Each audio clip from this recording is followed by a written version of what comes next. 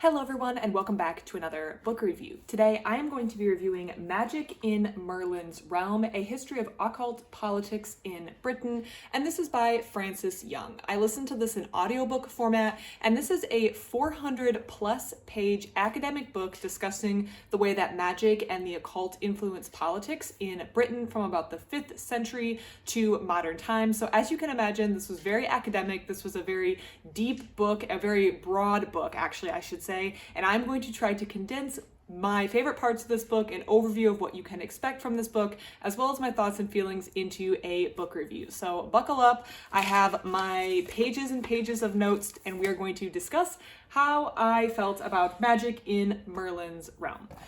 I picked this book up off Hoopla, which is an app my library has, because I felt like it was a comprehensive overview that really complemented some other books that I have been reading lately. So I've read magic in medieval manuscripts, science in medieval manuscripts, astrology in medieval manuscripts, forbidden rites, which is about necromancy in the Middle Ages, and witchcraft trials through history, or witchcraft, a history of through 13 trials or something like that. So those are the books that have kind of influenced me to pick up this book as a overview of what I've been reading about in bits and pieces from the other books. But as I've kind of already alluded to, when you're covering that much time and that many topics, even though it is kind of zoomed in on the intersection between magic and the occult and politics, you are going to be covering a lot of material in a very brief amount of time, although saying 400 pages is brief is definitely an understatement. The author is definitely very ambitious with this book, but you can tell he's knowledgeable and he's done a lot of research and is well qualified to write on this topic as well. So I felt like this book was a good book to pair with other books that I have been reading. So the author starts with this idea of Merlin, which was a invention or was brought to light or was first written about by Gregory of Monmouth, who we're all familiar with Merlin. He has come up and been expanded upon again and again in popular history, and even those not familiar with history know of Merlin. But his being the author, Frances Young's assertion is that with Merlin became or developed this idea in Britain of the idea of a magical advisor or magic somehow being tied in with the ruler of Britain. So Merlin is associated with Arthurian legends, and since that time, since Gregory of Monmouth's bringing up of Merlin, we have this association between the political structure or the political rule of Britain and magical advisors and people who are working with magic and also working with like kings of England and stuff like that.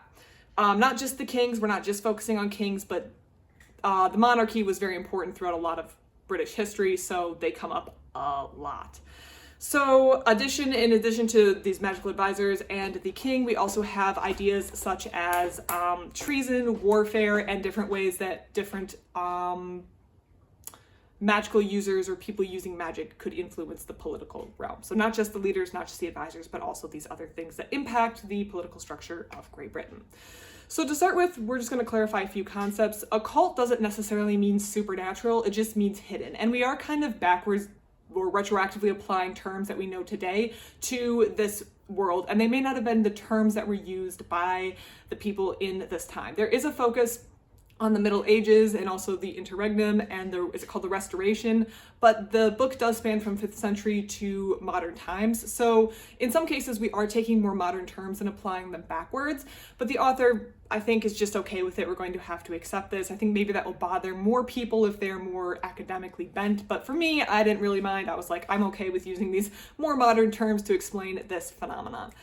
Additionally, it's important to understand that not all magic was deemed bad throughout all of this history, particularly the Middle Ages. I think a lot of us think of like, oh no, witches and witch burning and witch hunting and all of this was bad, but there was the concept of natural magic, which was considered acceptable. So this would encompass things that were also found in the natural realm, so astronomy, which led to astrology, which was considered a science, also things like alchemy, and on the flip side were the ceremonial or ritual magic, which was more frowned upon. That's where you were making contact with other spirits, and things really became dicey when it was not clear which spirits you were communicating with. Was it angels, which might be more accepted, but you're still on the line there, or is it bad spirits, evil spirits, demons, Satan himself? Are you making pacts with the devil? That's where things could get really dicey. So just because someone was using magic doesn't mean they were necessarily running afoul of the church, be it the Catholic Church, the Then after England split from the Catholic Church, that ecclesiastical setup. Anyways, you're not running afoul of the church just because you were doing magic, is what I'm trying to say. It did become more dicey, though, when you were starting to summon spirits.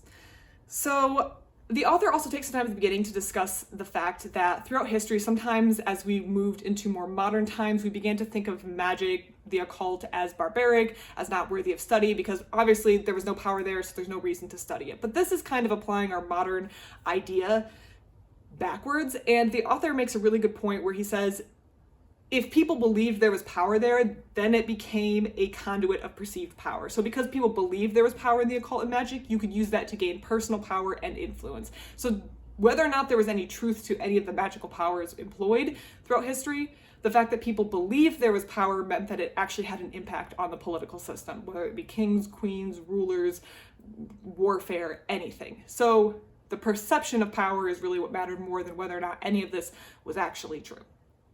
And as a result, because it has power, it's going to be entangled with politics. Humans love power. Politics is all about power. So these two became intertwined, and the author is going to cover not human history, well, that's a lot. No. British history and the entanglement between politics and magic in British history.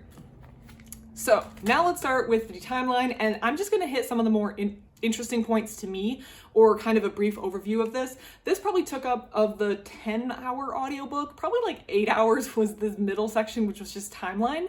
So I'm going to go through the timeline, brief overview of the different sections, as well as parts that I found interesting or major key players. In this section, I'm obviously going to skip bits because I can't recite everything from the audiobook. So if you read this book, I would like you to include what section you found to be your favorite in the comment section down below. So let's dive in. The first thing that the author does before getting into the timeline is discuss what we won't be covering, and this includes times when magic was done by maybe people living in Britain who were not involved with politics. His example is like curse tablets. These were things that were between maybe common people and didn't involve politics. Those are left out. So now that we've focused as much as we can, the author starts with 5th century, or he talks about post-Roman, where the post-Roman era in Britain, where there's some historical obscurity, so we're not quite sure everything that happened during that time. There is this 5th century influence of Germanic pagan ideas that comes in, as well as a 9th century Viking invasion, which also influences things. Of course, we also have another major event, maybe not tied with anything occult, is the 1066 Norman invasion. So we have some major things happening in British history, and then we're kind of at this point where we've moved into the Middle Ages. And again, the Middle Ages is marked by this acceptance of some natural magic. So you have the astronomy and the astrology, and those individuals who practice these arts are considered important to the court. So it is a source of power and it is important, but these people are also walking a line, because if they start to commune with spirits, they could run afoul of the church and the law. And also, if you get caught doing something that maybe is considered okay, like astrology, but you've been caught doing that against the king, like casting the king's horoscope to find out when he's going to die, that could be perceived as treason. So one of the main names that comes up in this time is John Dee. John Dee kind of sets himself up as a Merlin-like figure. He was a court astronomer and advisor to Queen Elizabeth I. This was a name I was actually already familiar with, but there's a lot of parallels between him and Merlin, sort of, that we can draw. He's a large name during this time. Again, we see the calculation of astrology and birth charts and horoscopes to determine what is going to happen in the future, which can be used to make good decisions for the king, but could also be used against the king or people in charge in a form of treason. And there were executions and accusations made based on horoscopes that were cast. There was also a interplay with the Islamic world at this time. The term is, I think, geomancy, which was like soil divination, and this is something that comes from the Islamic world. But from some of the other books I've read, there's a number of other things, particularly from astrology, but a number of things that have flowed from the Islamic world to medieval Europe, and also eventually make its way to Britain. So we do see some interplay from other areas of the world that influenced at this time. I guess maybe at the end of the Middle Ages, there's the Civil War, the English Civil War, and at this point, I'm going to refer to it as the interregnum. There was a time where there were not kings. And this is a time that the author spends a lot of time talking about because this seems to be a changing or turning point in the way that magic and the occult was viewed in Britain. So astrologers played a massive part in the English Civil War. We see this on both sides. We also see at this point, there's been the Reformation, so there's fracturing in the church.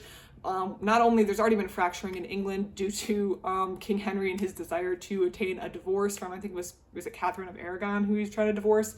Anyways, there was a splintering from the Catholic Church, and then we also at this point have the Reformation, so we have different Protestant sects cropping up, which is causing all sorts of interesting things to occur. But once the interregnum had ended and now we have the Restoration, there was a marked decline in the belief that magic was actually powerful. So witchcraft as a felony, the idea that witchcraft could be a felony, began to wane. And the author points out at this point, judges began to be very skeptical of claims that occurred for witchcraft because they were almost always politically motivated. It was a political motivation to get someone tried, and there was rarely any real belief that witchcraft was occurring or the witchcraft accusations were politically motivated. So judges began to be very skeptical, and this kind of led to the downfall of what we saw in the before this time, where belief in witchcraft or even casting a horoscope for the wrong person could get you executed. At this point, judges become a little bit more skeptical, and the author calls out the date 1688 as this turning point in which magic never again held the same intellectual weight as it did beforehand. So 1688 seems to be a turning point, although the author does mention that there were differences between what was happening in England and what was happening in Scotland.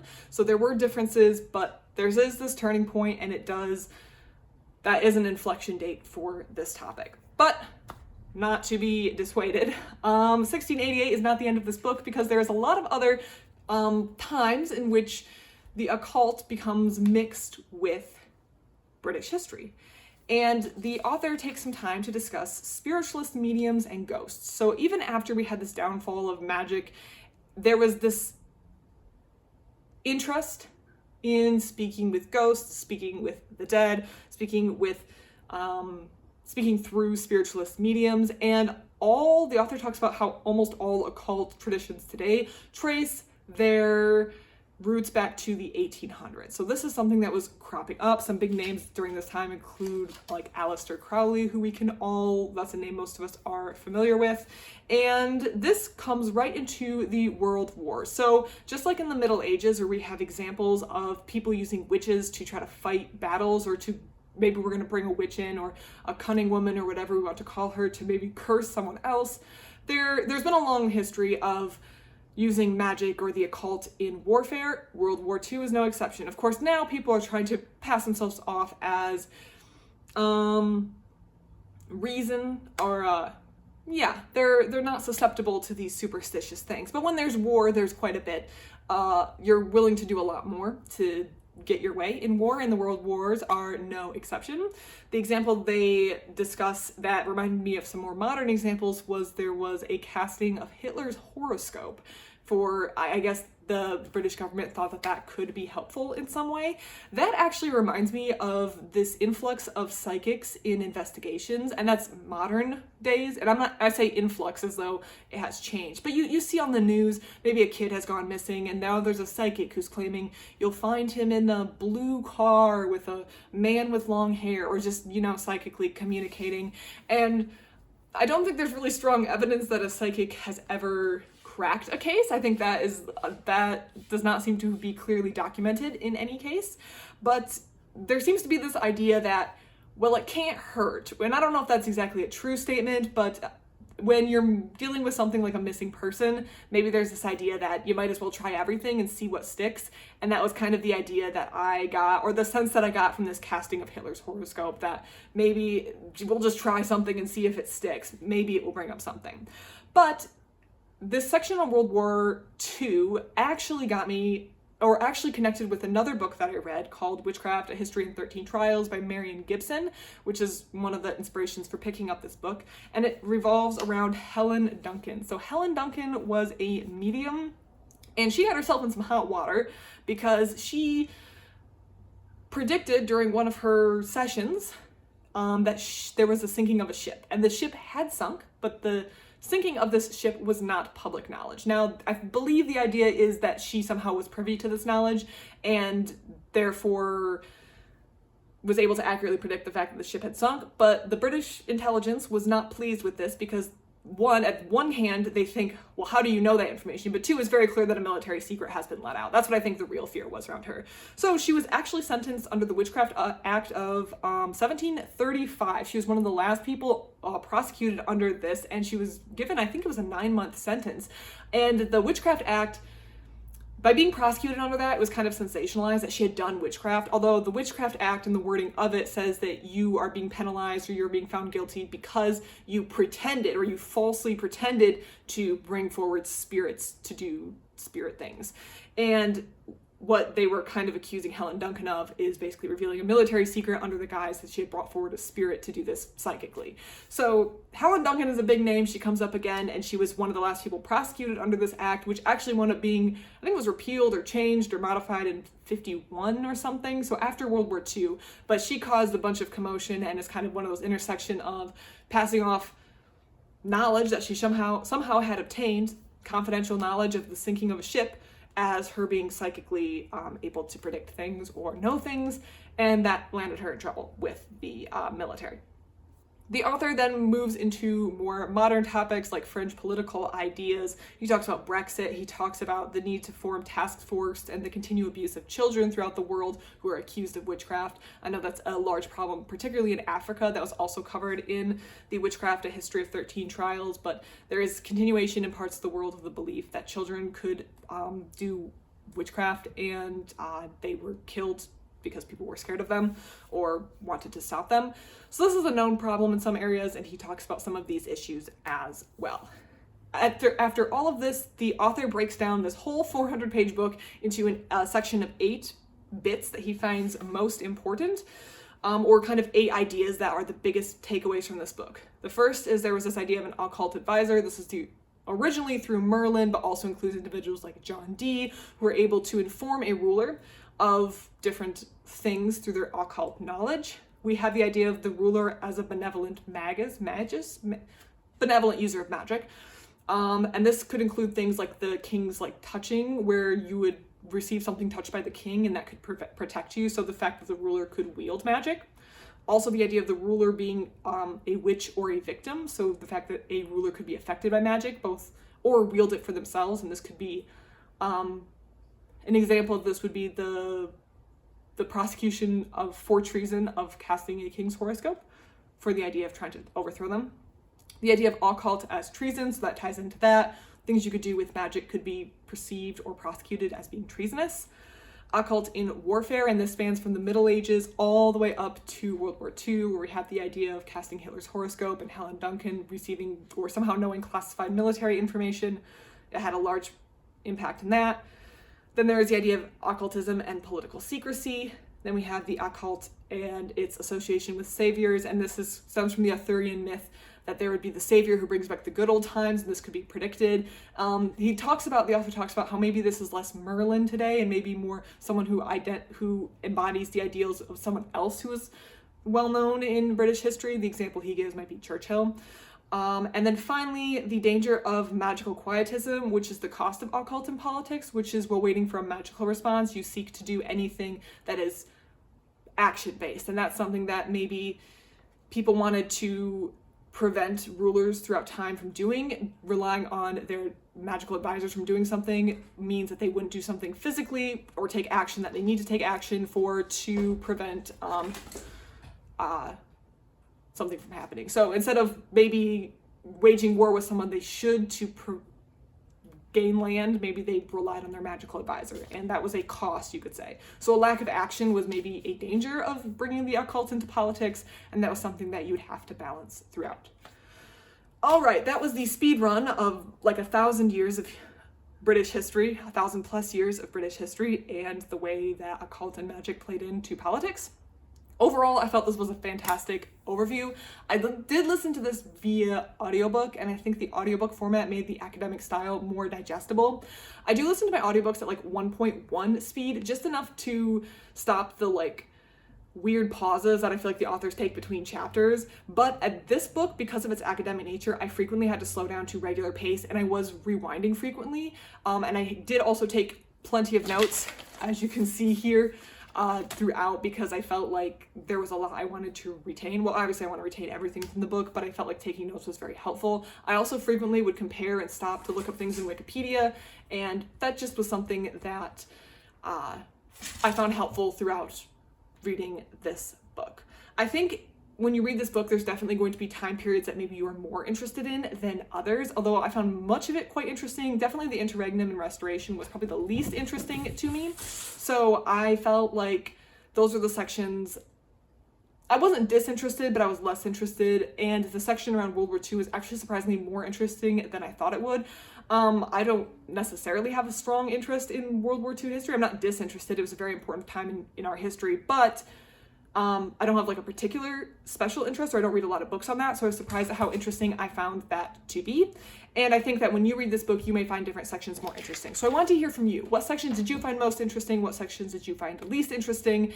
And what sections did you like most? I feel like it was covered a lot of topics, but it was easy to follow. I had a great time listening to this, and I would highly recommend to anyone looking for an overview of the role that magic played in politics in Britain throughout history.